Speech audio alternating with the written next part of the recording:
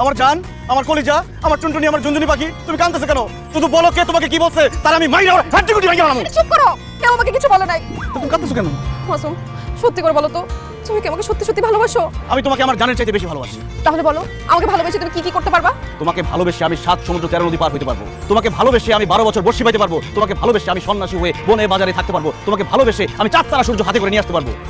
এখন বলো আমার কি করতে হবে? আমাকে বিয়ে করতে হবে। দিলো, তুমি ধাক্কা মারলা কেন?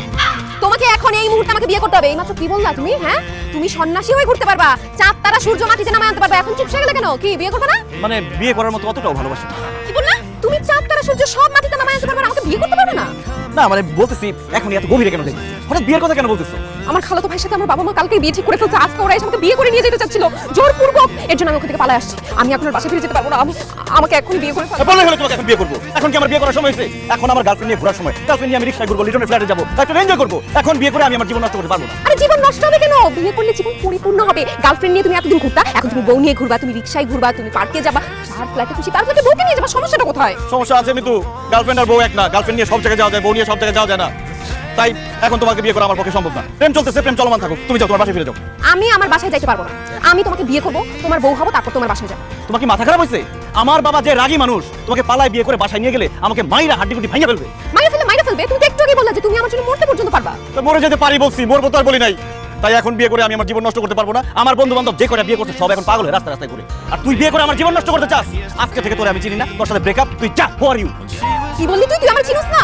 বেঈমান, বিশ্বাসঘাতক, প্রতারক। তুই আমার সাথে প্রেম করে এখন আমার ছেঁকা দিতে চাস? মনে রাখিস, আমি এক্ষুনি চিঠি লিখবো, তারপর চা খাবো। তো চিঠি লেখ, পত্র লেখ, চা খা, কফি খা, আমার বলার কি আছে? যা খা, যা। আমি চায়ের সাথে বিষ মিশায় খাবো, আর চিঠির মধ্যে লিখবো আমার মৃত্যুর জন্য তুই দায়ী। এখন ভাইবা দেখ, এরপরে তোর কি হবে? খুব খারাপ হবে, জেল হবে, ফাঁসি হবে, আমার বাবা মায়ের মান ইজ্জত সব যাবে। আল্লাহ রে, আমার জেলের মধ্যে সারা জীবন চলে যাবে, আমার ফর্সা চেহারাটা কালো হয়ে যাবে। না না মিতু, তুমি আমার সাথে এমন করো না। ঠিক আছে, করবো না। তাহলে এখনই আমাকে তুমি বিয়ে করে ফেলো। করে আল্লাহ রে, ভালোবাসিয়া গেলাম ফাঁসিয়া, এখন মনে হইতেছে করতে হবে তোমার বিয়া। ঠিক আছে, একটা শর্তে আমি তোমাকে বিয়ে করতে পারবো। কি শর্ত?